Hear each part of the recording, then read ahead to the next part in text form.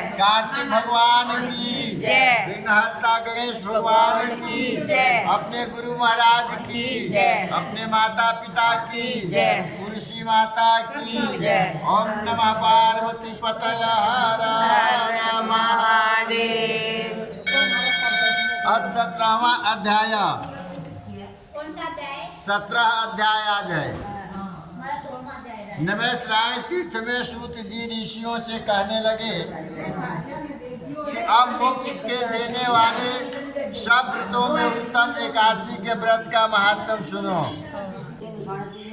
एकादशी के दिन खाया हुआ अन्न पाप भक्षण के समान है। एकादशी का व्रत माता के समान व्रती की रक्षा करता है।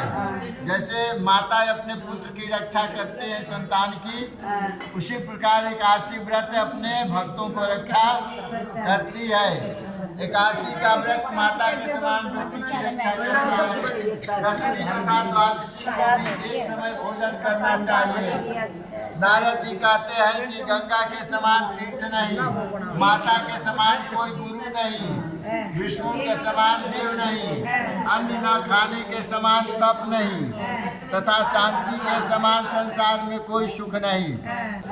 सत्य के समान कोई ज्योति नहीं है, कार्तिक के समान कोई महीना नहीं है, ज्ञान के समान कोई लाभ नहीं है, तथा एकादशी के समान कोई व्रत नहीं है। व्रत करने वाला प्रातः काल उठकर भगवान का पूजन करे, पुराणों की कथा सुने तथा रात्रि को जागरण करें। हे राजन, अब एक इतिहास सुनाता हूँ, सुनो। नर्मदा नदी के तट पर अत्यंत शोभायमान गालव ऋषि का आश्रम था। उनका भद्रशील नाम का विष्णु का परम भक्त एक पुत्र था।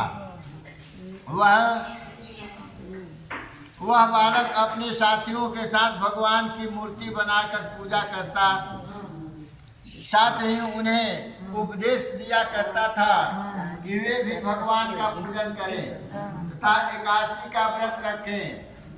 उपदेश सुनकर बालक भी वैसा ही किया करते थे। अपने पुत्र के चरित्र को देखकर गालव ऋषि ने एक समय उसने पूछा, हे भद्रशील, तुम हर समय भगवान विष्णु की पूजा अर्चना में लगे रहते हो, सो यह उपदेश तुमको किसने दिया है? यह बात सुनकर भद्रशील बोला, हे पिताजी, मैं पूर्व जन्म का वृतांत सुनाता हूँ। पहले जन्म में मेरा जन्म चंद्रवंश में हुआ था। उस समय मेरा नाम धर्म कीर्ति था। दत्तात्रेय जी से मैंने शिक्षा दीक्षा ग्रहण किया था।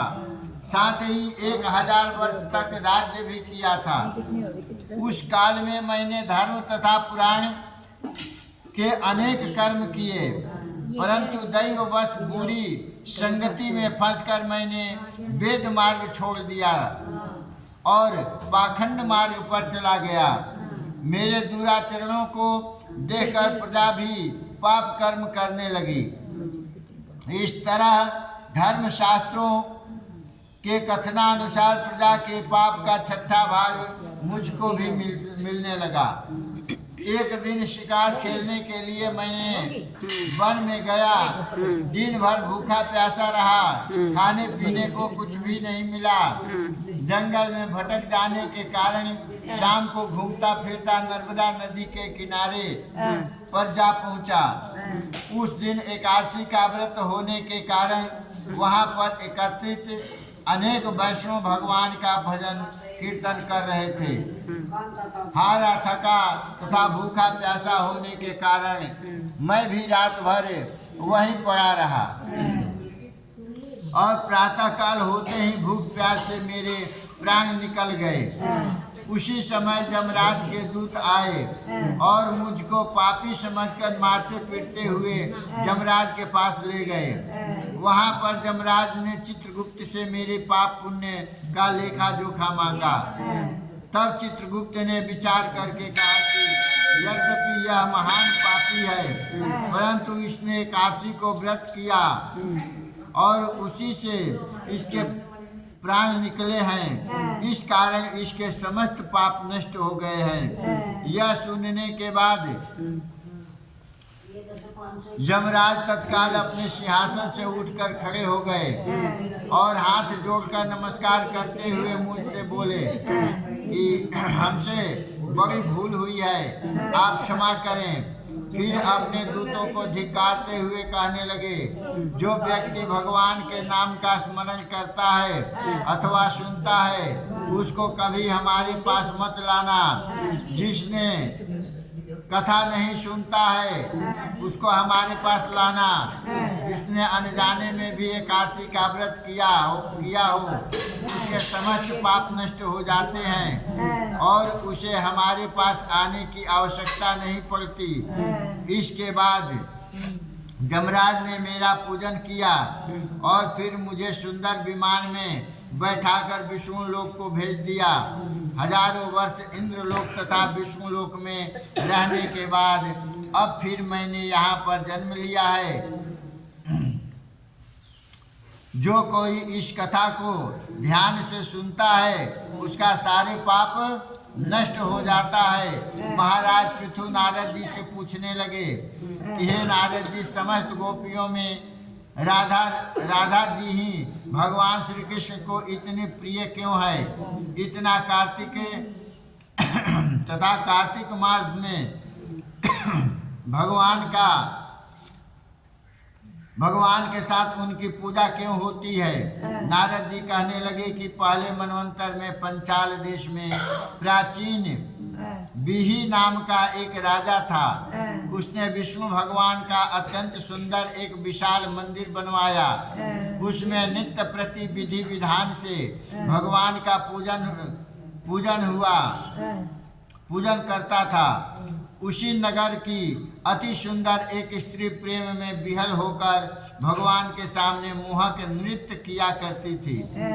उसकी हर समय एकमात्र यही लालसा रहती थी कि वह किसी तरह भगवान के गले में बाहें डालकर नृत्य करे। एक दिन उसने अपना समस्त द्रव्य लाकर गरीबों में बांट दिया और उसी मनोरथ में अपने प्राण त्याग दिए। दूसरे जन्म में वह अत्यंत सुंदर देवांगना बनी।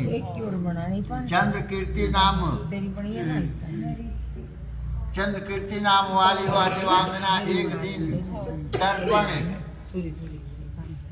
में अपना अद्भुत रूप लावण्य देखकर मन ही मन कहने लगी कि भगवान के अतिरिक्त अन्य कोई मेरा पति न हो सकता। ऐसा विचार करके वह भगवान की छवि मन में धारण कर नृत्य करने लगी। कुछ समय बाद दैत्यों के आतंक से दुखी होकर समस्त देवता ब्रह्मा जी की शरण में गए। तब ब्रह्मा जी ने भगवान विष्णु के कृष्णावतार लेने का संपूर्ण वृत्तांत देवताओं को सुनाया। साथ ही उनको आज्ञा दी कि देवता ग्वाल बाल एवं देवांगनाएं गोपियों के रूप में जन्म लेकर भगवान की सेवा करें।